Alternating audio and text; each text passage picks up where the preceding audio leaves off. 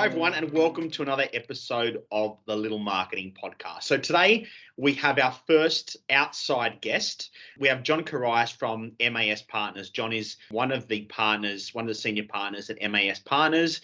They've been going for almost 60 years. And John's basically focus as a business is to help small businesses with their accounting. So, John, welcome. How are you this morning? Fantastic, Michael. Thank you very much for having me. And I look forward to spending some time with you and your small business clients and sharing a little bit of what we've learned over the last 10 years.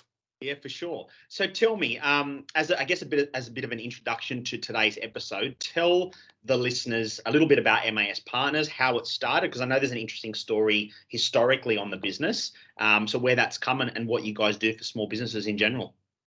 Trying not to let the cat out of the bag too early, but I think I will because I'm conditioned to do that. It's we're basically Australia's original accounting firm for small business, and we provide services only to small businesses. Now, the reason it's indoctrinated in me now the way I think about our business, and it wasn't always there. Back in 1987 or 10 years prior to that, 81, I think, Peter started with what was called management and accountancy service. But the business actually started in 1961, so not shy of 60 years. We're actually 61 years old this year. Peter started with them, and then Peter's your brother, right? Brother, yeah, that's right. And an opportunity came around to purchase the business in 1987, which we did. Took over all the antiquities that were management and accountancy service at the time. So that's where the M.A.S came from. And then started to really, whilst there was a basis there, Shell started to build a business. So I've been doing it now for 35 years and, love it as much as the first day I started. Different business than it was then, but love it as much. So, John, as an accounting firm for small business, what are the specific services that you provide? Again, very, very tangible, the specific services that you provide to your clients. So take me out of the equation because I'm no longer on the tools doing the debits and credits, but we provide accounting of financial statements, generally coinciding with the B.A.S. So producing the B.A.Ss on a quarterly basis, producing income tax returns, taking care of all the documents that need to be lodged with the ASIC if they have companies, etc. Incorporations, getting businesses ready to start, and then working them through once they've actually set up and working them through operationally as well. Right through to full payroll operations, accounts payable, accounts receivable. We'll manage as much or as little as they want to manage. 35 years is a long time to be within an accounting firm. So what do you think the biggest difference is from that day one when you started to this end of September 2022? We've always wanted to be state of the art in everything we do, whether that be technology based, people based. We want the best people. We want the best ongoing education for them. We want a great environment to work in.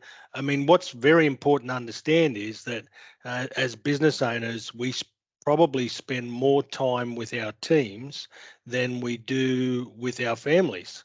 If you take out sleeping, that probably is the case. So it's very important to provide the right sort of environment for your team as well. So it's just totally different business from where it started. And why? So obviously you focus on small business, so not dissimilar to Little Marketing. So why the small business focus in particular? I mean, there's obviously over 2 million of them in Australia, so there's a big market for you to have a crack at. So why that focus in particular, do you think? I don't think we deliberately.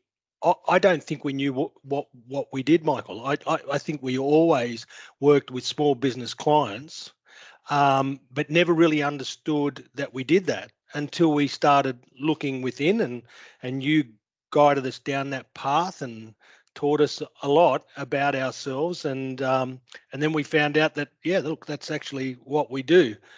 Why do we do that? There are deficiencies in from an accounting perspective in relation to small business accountants, and people are looking for that. Small business owners are looking for direction, for guidance from people who are focused just on small business. So what it allowed us to do by finding out who we were was then further enhance what it is that we did for small business. So very, very important. Yeah, okay. And so I guess for the audience to know, so M.A.S Partners has been a lot, probably our longest standing client of Little Marketing. So been kind of working together the last 15 years coming up. Just good the audience to kind of know that background. So I appreciate the unintentional plug there, John. So in terms of your team, is there I can imagine that we know that working with small businesses, it's very different to working with your blue chip clientele. Small business owners, it's their family, it's their life. It's not just, it has an impact beyond just being a business. I always talk to our team about, remember that our clients have families, have mortgages, they want to go on holidays, they've got to pay school fees, all these things. So remember that every dollar they're investing in marketing for us or in accounting for you, every dollar matters. So do you think that has an impact on the type of staff that you hire for M.A.S Partners? For our clients? Yeah. Absolutely. Communication is a very big piece with small business owners from us to them. And I can work on the accounting 101 skills of a person, but what I can't work on, or whilst we have a lot of our material communication pieces are templated now because we want consistency in our communications. What I can't do is make people, as passionate as I am about small business. They have to come with that. So, I have a team around me. Longevity of employment in our organisation, it's huge. We've had people with us, 2 people over 20 years. We've got people, not many, less than 5. And we have a high retention. And that's because we do find the right people, and they are as excited about helping our small business clients as I am. So you really have to find the right energy when employing people. Yeah, absolutely. I think it's such that fit for small businesses and dealing with small businesses is so important. Because if you've got, over the years, we've had people who have worked within the corporate space and they just struggle to deal with small business owners. Yeah, because it's about the details and the tangibility, and it's not just everyone wants to do strategy, right? But sometimes you've got to get in there and do the hard yards for your clients as well. And it takes that certain mindset and someone willing to be able to do that and care. They need to be able to care about their clients as well. Just for an audience perspective, John, to kind of give them an idea of size, so we have to talk revenue, but in terms of team members, how big is the team there, John? 12 divided between compliance, business services and admin. Yeah. It's a good sized team. So on that note, so when small businesses, and I think this is, I know our listeners love to hear the nuts and bolts, right? So when a client first makes that first phone call and inquires and they want help from you or from M.A.S Partners, is there generally something that's a sticking point or a pain point for them in their business, and that's why they're first coming to you? Yeah, it just depends what type of small business they are. So if they're established, the scary one of the established clients is they've been operating for 18 months and haven't engaged an accountant because they thought it wasn't important. Yeah. Now that's super scary to us. That rings alarm bells because, we've been so busy. We've been tracking along. Have you put any money aside for your BASs? No. Income tax? No. Are you paid a wage? No. And all of these questions start popping up, and they're all alarm bells for us. And they don't realize the seriousness of it. So that's a daunting client. But they're coming to us now because they realize that, look, I've got it in there. I've had a go and I'm actually going all right. Maybe I should start thinking about accounting. So there's that client. We take care of them, but they're not the easiest ones to take care of because they often get some bad news along the way. And then there's the client that did engage an accountant, but they were the wrong fit So what we were talking about before. And they're not getting the right advice. They're not getting the right level of service. The turnaround time on communications is taking way too long. They're an easier fix because they understand the borders and the concepts of accounting, but you can dazzle them with what we do because we love providing a great communication piece to our clients, and they're really keen to get on board and really keen to hear what we've got to offer. So that's a good client. Then you have the micro clients that are thinking about getting into business, and they're fun as well, provided that, and we'll get into that, I'm sure, but is it the right? Not everyone is born to be a business owner. And I spend a lot of my time turning away people and telling them, not turning them away from us, but turning them away from small business. I've been around way too long, and I know whether people are going to make it or just lose their money. And so what is that? What do you see? What is that characteristic or flaw that you see that of someone that will be successful or at least have a good crack, and someone that you just think you just should not be running your own business? And that's no disrespect to them, but they're just maybe it's not built in that particular way. What are the two different characteristics there? Yeah, no focus, no clarity. I mean, they come into the office and and this is not a real example, but let me tell you, there are examples pretty much like this. They'll come into the office and they'll say, "Oh, I've got this really great idea. I want to open up this tire business that sells paninis." But my wife also has a business making like embroidered beautiful little outfits for little kids, and we're going to just all put it into what? And you just go, "Oh, well, hold on. What? This is like," and we're going to put our house up and we're going to borrow all the money from the bank to do so. And I go, I mean, one of my standard lines is, "Look, I'll tell you what, let's leave here now, get the loan, let's go to the casino and put it all on black, because you're a better chance of winning there than you're not focused. This is not going to work." Or they don't have the business acumen, Michael, and some people just don't. You just know by talking to them that they don't have the skill set that is required to be in business, and you're scared for them, or they've got the acumen but they're not ready. Now, there's a true story of that where I had 4 young people coming to us wanting to open a bar, and it was a great story. And I sat there and I was entertained for an hour. They had it. I knew they had it. But what they didn't have was capital. So what I said to them was, "Look, you're a bit loose in these areas. You need to work on this. You need to focus on that. What you're really short on is cash. And any new business, the size that you're talking about, you need to be able to have some money in the bank to get this going." "Oh, but we're going to do the fit out ourselves." Yep, fit out yourself is great. But they don't understand that, bank guarantees, for argument's sake, with landlords and all these sorts of things. So when I pointed it out, they go, "Oh." So I said, "What I want you to do is to put together a little summary for me. Tell me what you think the startup capital needs to be." And they did. They came back at $75,000 to $100,000, which seemed right. And they did the work.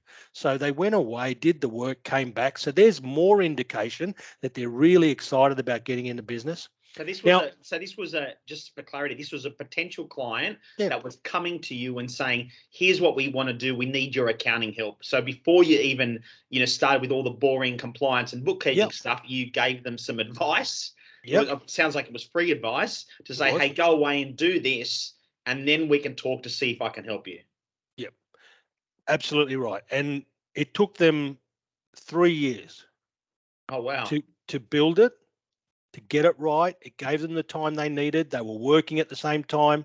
And then they said to me, "Are we ready?" Now that's a luxury. You don't get many people, So they came back to you after 3 years. No, they came back to me along the way as well. Just little phone calls, this, that, and the other. Because I actually said to them, "Just give me a call. You're good people, Yeah, right. And let's talk." Yep. So, and after 3 years, they hit the ground running. We were involved from day one. One of the team has won awards around the world now as a bartender. She's passionate about it. They're kicking goals here in Sydney in a very tough market and in a very tough period. We've got to remember, COVID wasn't kind to these people and the hospitality industry. So I think all the work that they did held them in good stead, and they knew. And it's funny, you talk about giving back. Yeah, I didn't charge them. I know you do a lot of stuff too with your podcast and stuff like that, and full credit to you, Michael, because that's very special stuff that you give back people knowledge. And some of the stuff we do has to be about giving back to what we love. I believe that. It's karma. These guys created, and I'm going to use the wrong term, but it's some sort of hospitality hospital, hospo, I think it was called, where they all the hospitality industry employees that were struggling and not eating well, and they were really struggling out there. They got together, and there were many bars and restaurants that did it and cooked meals for people. So it became like a hospice for hospitality guys. And I just said, and they kept in contact and kept doing what they love to do, and got little donations from everywhere just to get people through it. Now, that's passion. That's a good attitude, and certainly very excited about clients like that. So you obviously saw something in them that at that initial meeting, you said that they got it. What do you think it was that you saw in them that gave you, what, these guys they know what they're doing? Knowledge. Yeah. They'd worked in the industry most of their lives. And that's not a precursor to success either. Some people are good workers, they're not good owners, and that's okay.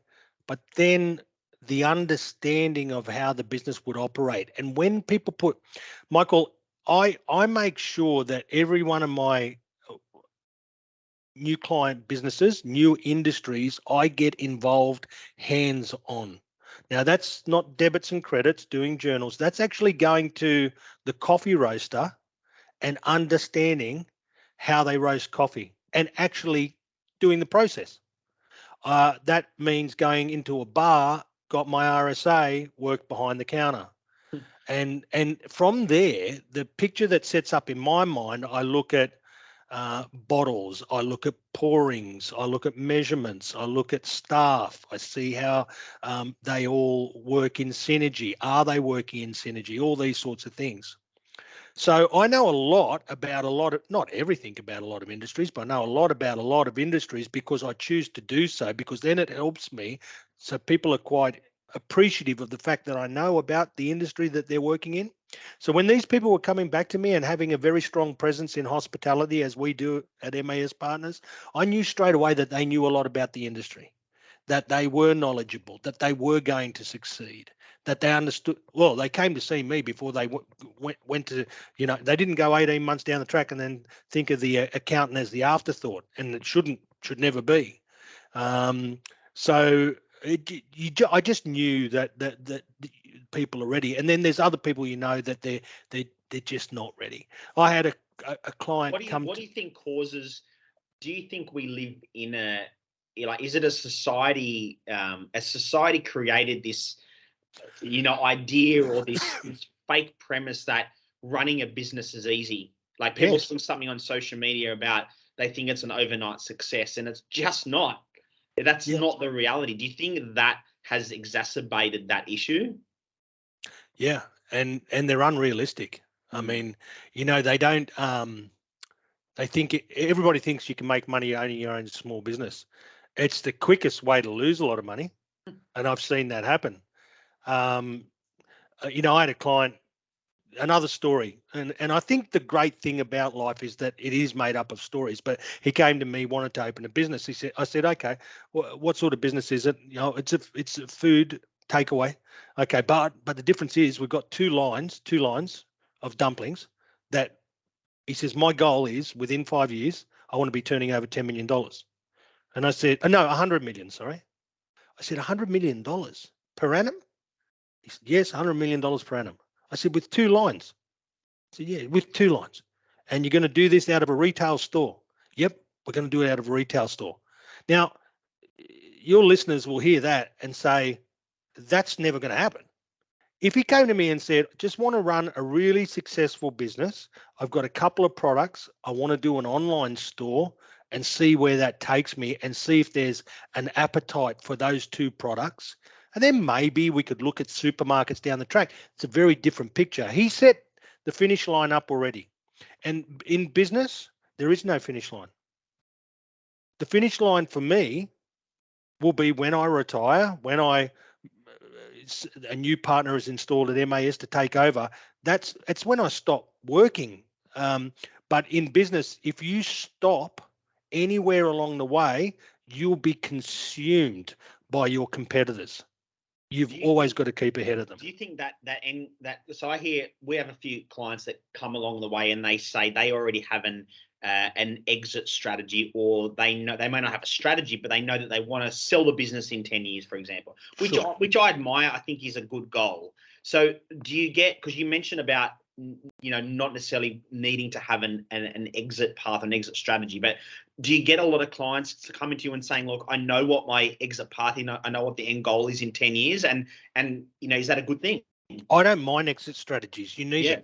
What I don't want you to do at any point in time during that exit strategy is stop learning, stop thinking about your business, and stop improving it. Because, I think you might have told me this story, Michael, but Pepsi-Cola decided to advertise and Coca-Cola didn't for 12 months. And they lost a big part of their market share because of it. Now, that's just because they stopped for 12 months. So if you've got a 10-year exit strategy and all you're thinking about is leaving, then leave now, because you've got to keep, pushing your business forward. Yeah. You spoke a bit about the hospitality industry. Is there a particular industry that you guys focus on, or people are attracted to you for some particular reason? Oh, I think by word of mouth, we do end up developing a focus in one industry more than the other. But no, that's not what we're about. Small business is small business. So we and the laws, the tax laws, and the operational aspects of a small business are identical. It's just the product that changes. Yeah. I have a product. You have a product, even though we're service orientated. I believe that's one thing that accountants aren't good at. There's certain things that they're not good at, and that's one thing is sales, and sales is a part of every business. But I'm dedicated to business development and sales, whereas a lot of accounting officers don't do that sort of thing. So the answer there is, simply all businesses, or the tax laws pertaining to small business are the same, regardless of what type of business. So that's from a tax law perspective. But again, as the practitioner, I want to get involved in the business. If I don't know it, that doesn't mean that I stop and don't accept them as clients. I find out more about it. I get in there. I get hands-on. And I actually asked, would you mind if, so I think it's very important. Do you think from when we're speaking to small business owners, I often see the same issues or the same pain points for them. And I know, for example, when clients come to us, essentially there's only a couple of reasons why. They want someone to drive new business or new inquiries and drive revenue for them, or they want to make their business and their brand look more professional, or a combination of both. They need a helping hand. They need that consultative approach. They're the main reasons why people are coming. They want to improve their business. Do you see any particular pain points for your small business owners and any characteristics there? Why they come to me? Yeah, or your existing clients. Do you see pain points through their journey? Oh, yeah. Yeah, what? Yeah, tell me. They're not dissimilar to the pain points that I've had along the way. I think small business owners want to know that they're not alone, and that every small business owner goes through the same problems. Well, I think, to use the heaven and hell adage, the first 10 years of being a small business owner is hell. It is a baptism of fire.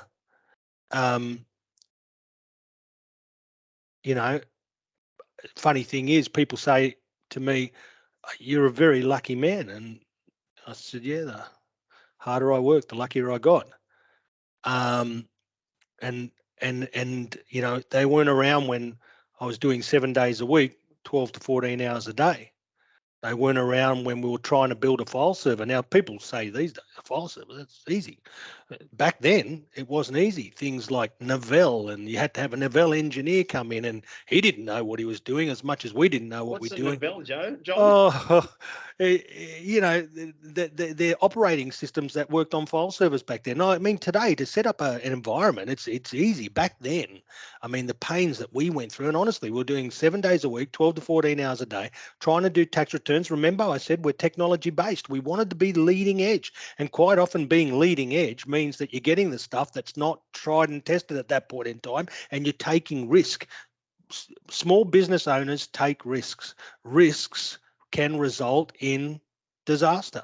I remember disaster. Every disaster always went home at the end of the day knowing that tomorrow is a new day and I'll be able to fix the problems of the previous day. Sometimes you just got to go to sleep on that and say, look, let's get on with life. Today's a bad day, move on tomorrow. But they're hard days, Michael. So that, right? so that 10 years baptism of fire, yeah, it's chaos for sure. And it is. What are the specific pain or business issues that you see day to day with your existing clients? Undercapitalized. So not enough money in the bank to support their business, support growth, support. Yep. So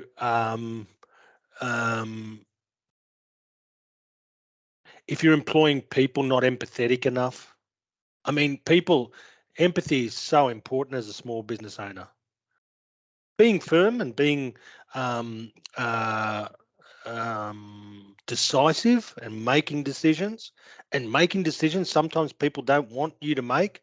You have to do that as well. But empathy is very important. You can deliver a message.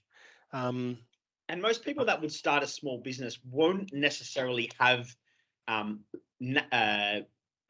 learned leadership skills or be taught it. It's just something that comes naturally, which can cause utter chaos in a business because they're put into a leadership position by themselves by default, and then they have to then lead people, and they've never done it before. And that's something you only learn as the years go by. And the hardest part, I mean, the failure rates of small businesses in their infancies is 90% in its infancy. So you can, and the reason is, I wish I knew then what I know now. And if I did, absolutely. But there are ways around that.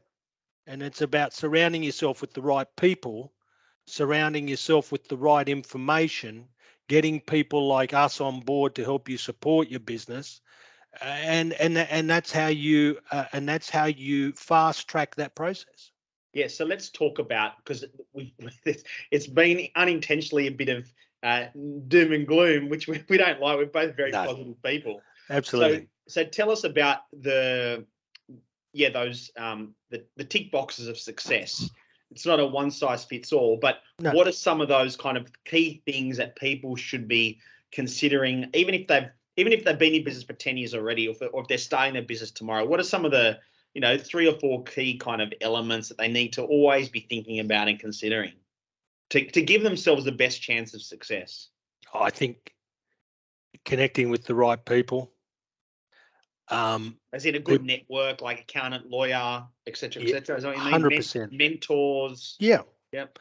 And there are lawyers and there are lawyers, right? So you've got to find the right lawyer and you've got to find the right accountant. And it's not necessarily the one, they've got to fit a financial position as well. So, you've got to work within your financial framework. So that's hard sometimes. And but you've got to try and make sure you've got the right network of those sorts of people. Then if there are people that you respect in your industry, keep them on board. Never close doors. That's one thing I say. A lot of small business owners come out of.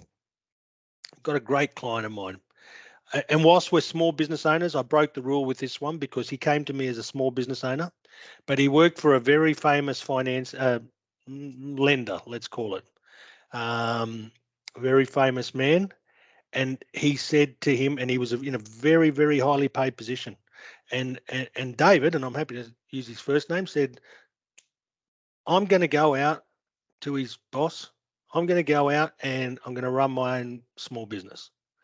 And so David said this to his boss. To John. John said, that's great, David. Go and have a good time. I'll see you in a couple of years. I hope I don't, but remember, the door's always open. He said, thank you, John. I appreciate that. Yeah. And he went, and David had absolute hell. And this was a brand. This was a franchise. This had supposed to have franchises. Wow, that's another podcast. Yeah, sure. But this is something that was meant to work. And he realized how difficult it was. What he did say though was he came out of it a much stronger, more empathetic person. That when he went back to John, and the arms were open, he became a better employee.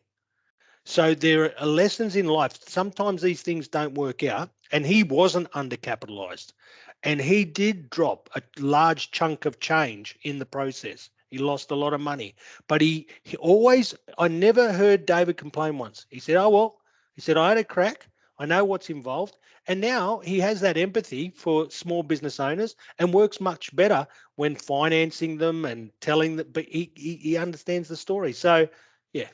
So what else? So surrounding yourself with good people, people in the industry, don't close doors. What other kind of things should people be considering or doing to get the best opportunity of success for their small business? Knowledge. You've got to fill yourself with knowledge. You've got to read. Yeah. And look, these days, people, it doesn't have to be a book. I mean, but people have the opportunity to read every day, and they jump in front of a computer or get on their tablet or jump on the iPhone, rather than, getting onto Instagram, although that's not a bad place to follow people. I mean, social media has its place in business as well, as we all know. But I think, just call up something, look at your industry, read something, find something new on a daily basis, get another piece of information to store into your brain that ask questions inside of yourself that you can then go to your network and say, hey, I was reading up on this. What do you think? And that way you build knowledge. Now, it's not always accurate. It doesn't always work, but at least you've got some knowledge behind you. So I think that's important. And I think I think Warren Buffett reads, 3 books a week or something. Like, the guy's nuts, but look at the success that he's achieved. So we always learn off people that have been successful, not those that haven't achieved it. So, John, obviously at the moment there's lots of negative talk out there, inflation, interest rates, et cetera, et cetera. What are you seeing your successful clients, your positive clients, because the negative clients, they won't get through the tough times. What are your positive clients and your successful clients doing at the moment that is allowing them to stand out and succeed? Michael, what worries me about the interest rates and the problems that we're experiencing at the moment is it's skipped generations. Now, it didn't skip me. I know I don't look that old, but it didn't skip me. I saw interest rates at 18, 19%. I saw unemployment at all-time highs. I saw our dollar and I think our dollar today was 64 cents, 63 cents against the US. So the successful ones, the smart ones, know what's coming, but it's not smart. It's just that they've experienced it before. It's the younger generation business owners that have never experienced that. Now, I just want you to think about this: 19%, $100,000 loan, $19,000 in interest. On $100,000 loan, $1 million loan, $190,000 in interest. Now, all the borrowings that have happened to date, and this is what the scary thing is, if we ever see situations like that come back to, wow, that's painful times. So what's the tricks? The trick is to really review your spending right now. I'll always say this: you must always pursue sales, always. You must always be looking to capture a greater market share. But in this sort of environment, start looking at what your expenses look like as well. So All of those subscriptions for us, zero. Accounting-based software, all that sort of. We look through it and see, does it still have validity? Because a lot of these subscription-based things reset every month and you forget about them. So have a look at that. Maybe a few less lunches, and that sort of thing. This is why we have inflation, because people are spending money without even thinking about it at the moment. It's too easy. I mean, I remember when we used to get excited about going overseas when I was younger, my wife and I, and you'd say, oh, we're going to go on a 24-hour flight and we're going to do this. And we go to the travel agent and we pay this in advance and we book that and we do this. Now kids just they don't even think about it. They just go to the airport and they go to Europe and they spend 2 months in Europe in the European summer. Wow. I mean, this is the mentality that concerns me, and this is why we're experiencing what we're experiencing right now, because spending is out of control. So that needs to be pared back. So business owners, what tips or tricks should they be considering? So reducing any unnecessary spending.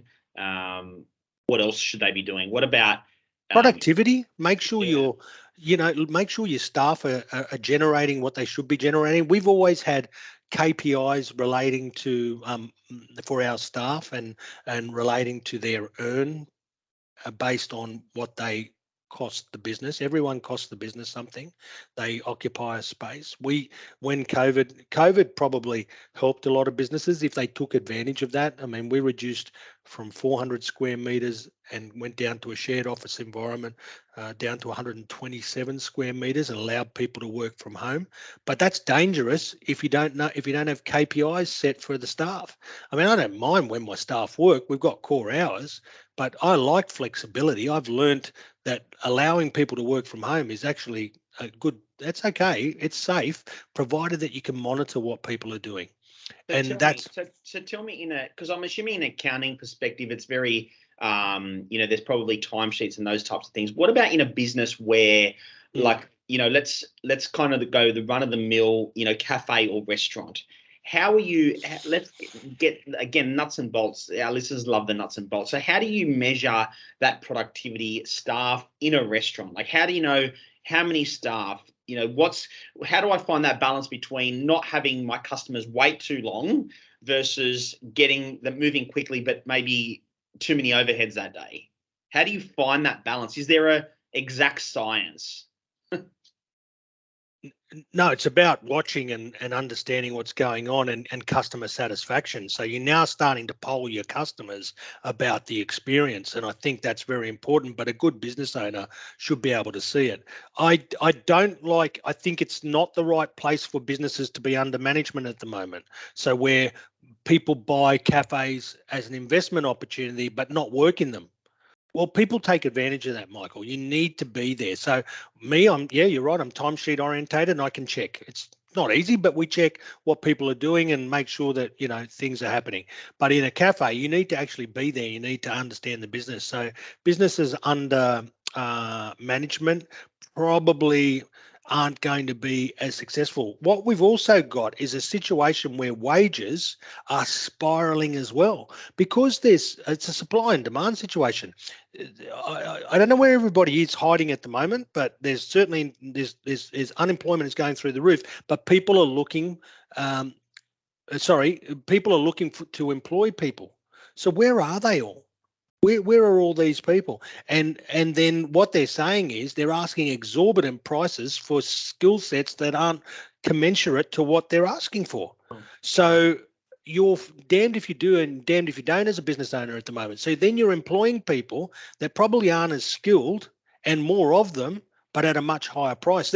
All of these things lead to, if we're not careful, I am a big believer in survival of the fittest. I think some businesses there will be some businesses that will shut up shop. They won't be able to survive because they aren't that strong.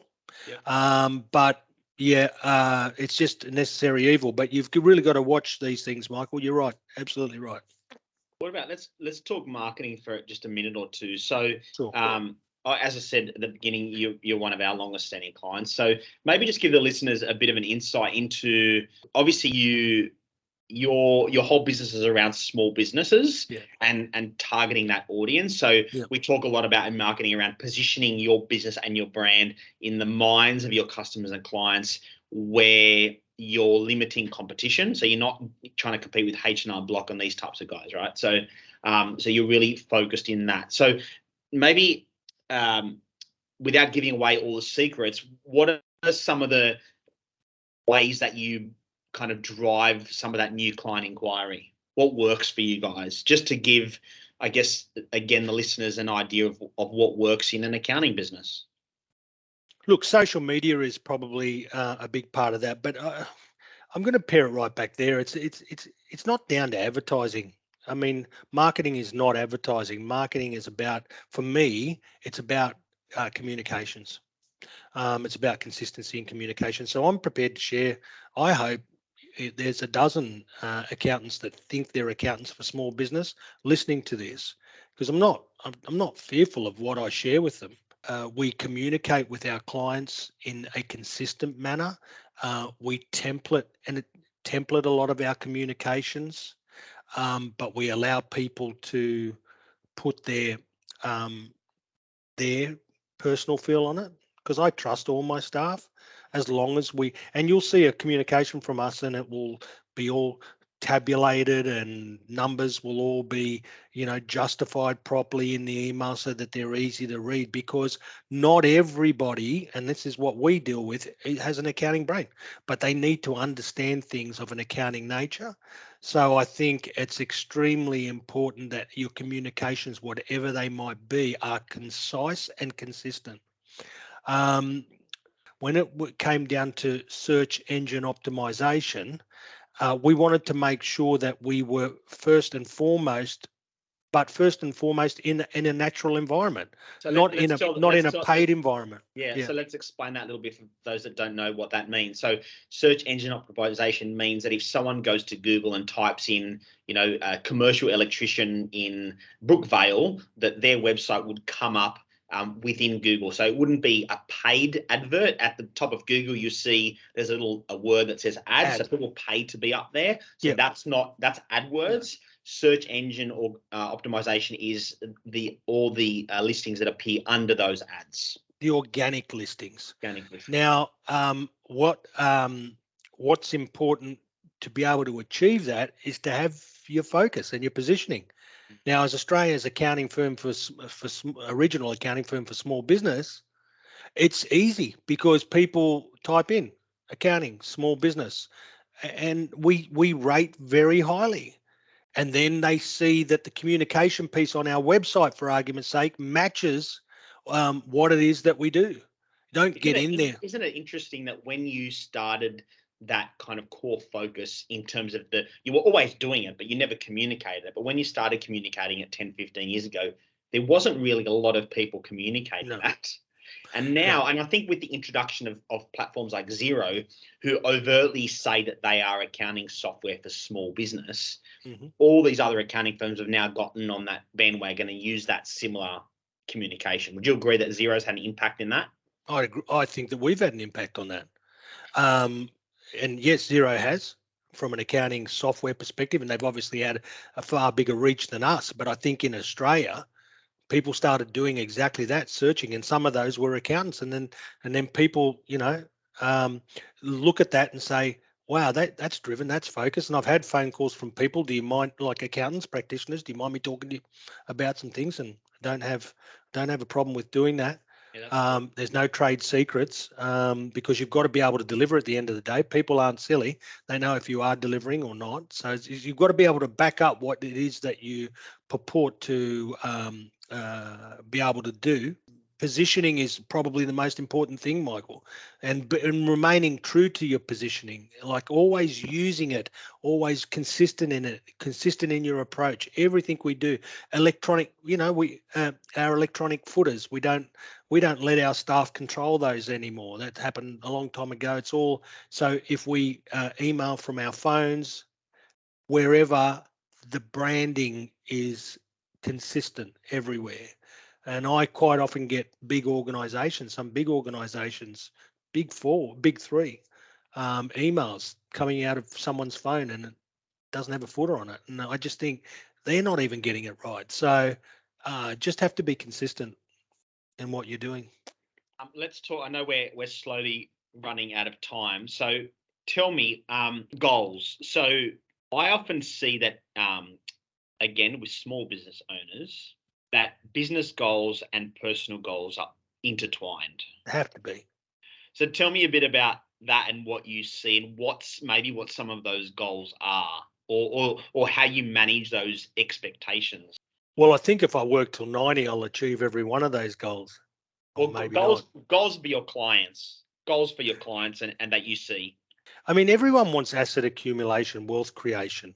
And I think, that's, And the business is the means to the end, right?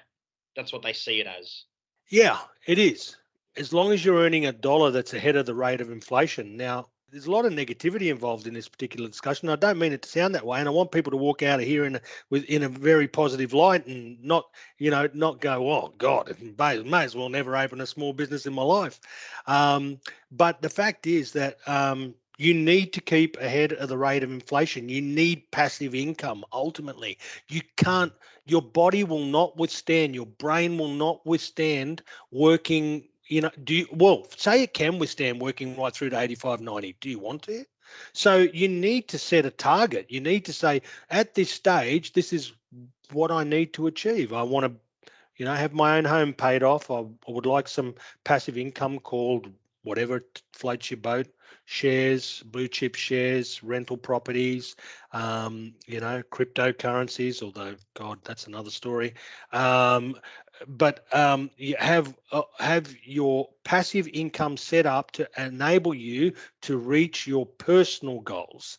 Now, that has to be aligned with your business goals, because ultimately that's what gets you to that passive income. So, You've obviously got a heap of clients. So is there a client who is the most passionate that you work with? They're passionate, they're driven, they love what they do. What do you think makes them so hungry? And maybe it's not one, maybe it's a few. Yeah, it's just, if you don't love what you do, then don't do it. I think we said that earlier, because at the end of the day, you're spending so much time doing it in the day that you have to have a passion for it. So is there a client? We have many. One that we brought on board recently, not happy with their accountant, not achieving what they thought they should achieve. I went out, so it's pre-existing, went out, again, got into the factory, had a look, understood their business. They're in perfumes. So this is fantastic. He said, yeah, I know. I said, you've really got a successful business here. Why isn't it working? I don't think I'm getting the right numbers. I don't think we have proper stock control. So straight away in my head, bang, bang, bang, starts ticking boxes. But what I could see was this particular fellow had cards in his hand. You know the cards that you get when you go to David Jones and they spray for you? Yeah, He had samples. Yeah. He had fragrances in his hands all the time. And he was just, while he's conducting business with me, smelling, sniffing.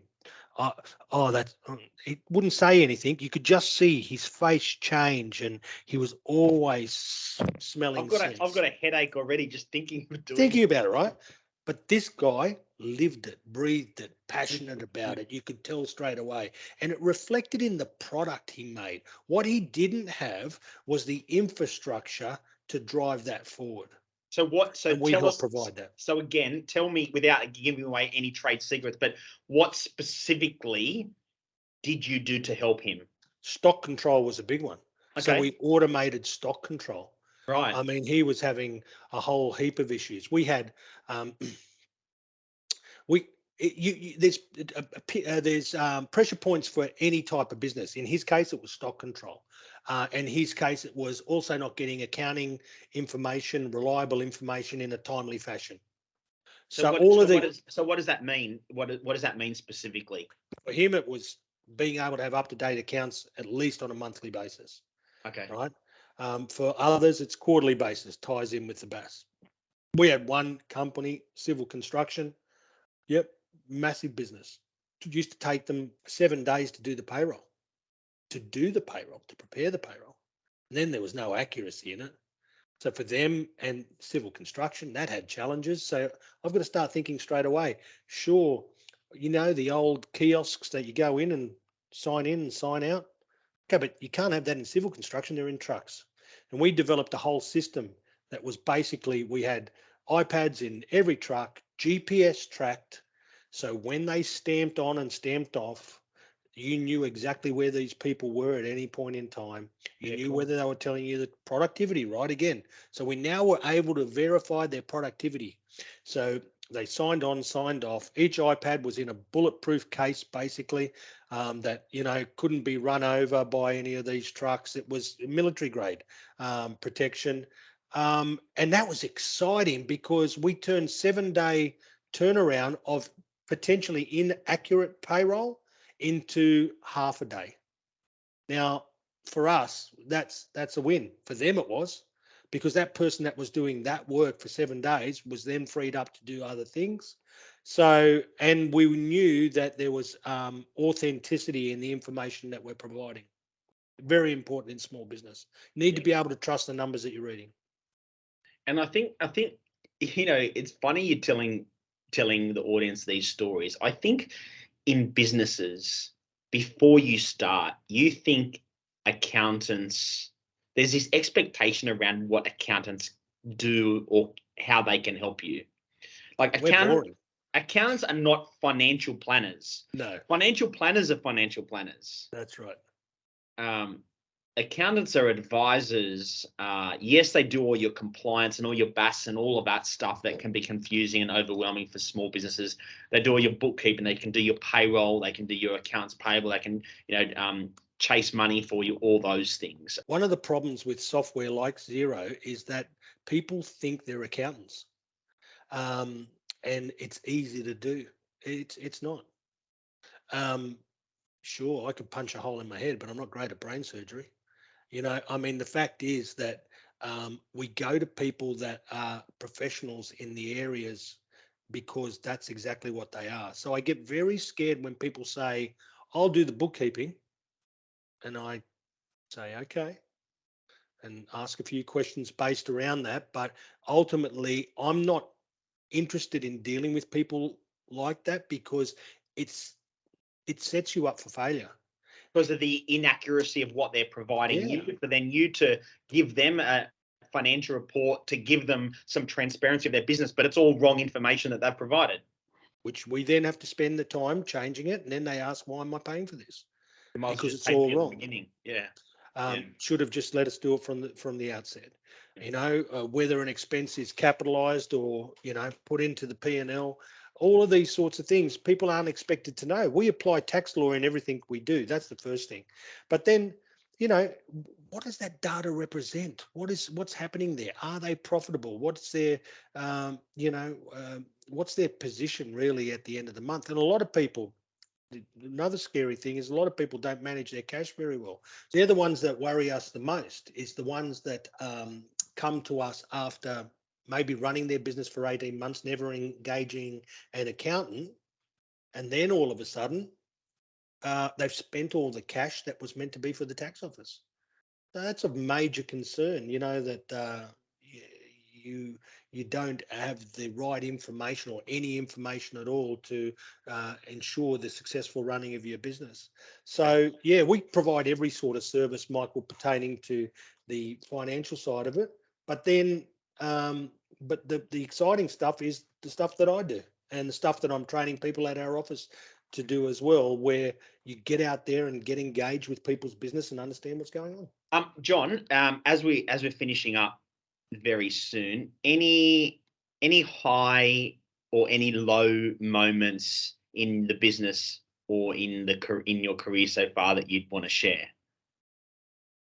I think if you could graph an owner's life cycle and the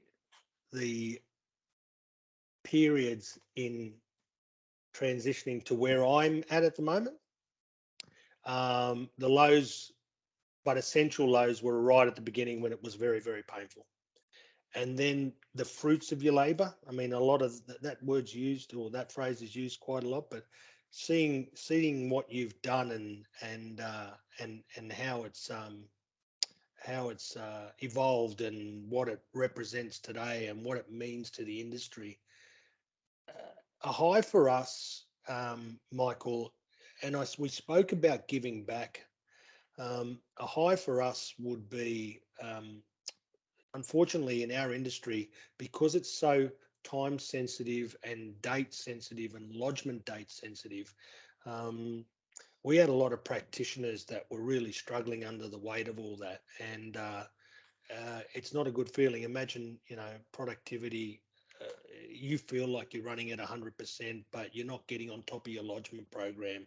Your clients are getting penalised. You're getting screamed at by clients, and unfortunately, in our industry, we had a lot of people take their own lives, and I looked at that and thought, how can we improve what we do, but also give back to the community? And as part of that process, we developed workflows that manage that whole process and make all the key stakeholders responsible. Because in a lot of situations, late lodgements, and accountants didn't know how to tell their clients this, but late lodgements weren't always the responsibility of the practitioner. They were sometimes the responsibility of the client. They weren't compliant. They weren't getting the information to them on time. So we built workflow software that made every stakeholder accountable. And basically, in our practice, the industry standards around about, I think it's 78% for lodgements on time. In our practice, it's 94% for a mixed practice like ours. That's phenomenal. But what it did was it gave us the ability for us and other practitioners to say to the client, no, you've received these emails. Here it is. You haven't provided the information by the due date. So I think, in a nutshell, we actually contributed to the mental health and well-being of other fellow practitioners in using this software and developing this software. So for me, that was a bit of a highlight. What has nothing to do. What did it generate income-wise? Absolutely nothing, Michael. It actually cost our business a heck of a lot of money, but it was something worth giving back. And I think you have to have that empathy. Like we spoke about earlier. So that's really a highlight. And what it did was, it came about really as a result of, at the beginning of it all, we were getting thrashed and we were tired and the burnout we knew was going to be huge. So how did we resolve that problem? So that was the low light, and then out of it came the highlight. And as a result of that, we're also able to help our industry as well. That's a bit of a plus for us. Love it. If you could go back in time, so you've been a partner for 35 years. So is there one thing that you would have done differently? Just one. No, I just wish I knew then what I know now. And you said, yeah, don't we all? So I guess the things I'd do differently is, it's going to sound like a paid advertisement for Michael Kava, and it's not. But the fact is, I probably would have come to you earlier, because you made me realise that sales are a very important part of any business, and positioning is an important part to achieve that result. And I don't think as accountants we did that very well at all. So I probably would have started that process a heck of a lot earlier and started building the business. Our growth exponentially since we've met you, Michael, has been, it probably was flatlining for better than flatlining. I won't say flatlining, but it was steady, and then exponential growth was phenomenal once we met you, because it developed an understanding in us. I have people call me and say, I've got a couple of investment properties. Would you do my return? And I would have taken them before. And now I don't. I say, look, there's people that are better suited than us at doing that. Not true. We can do it, but that's not our focus.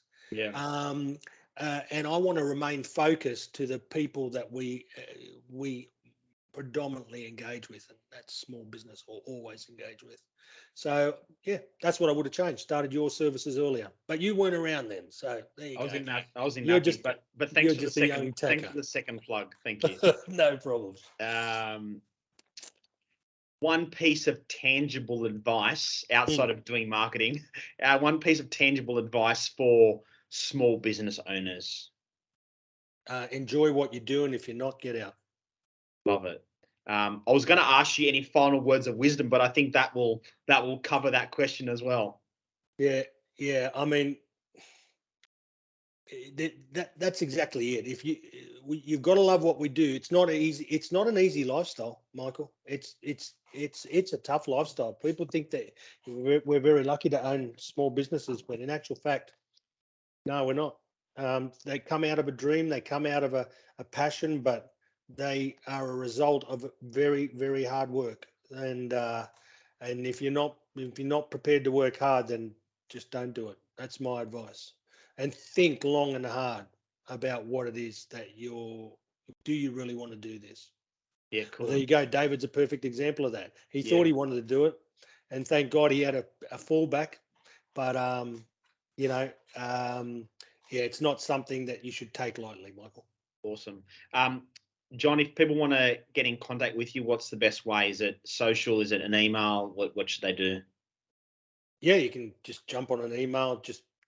Mine's my email, jcorias@maspartners.com.au, and just flick me an email. So jcorias@maspartners.com.au.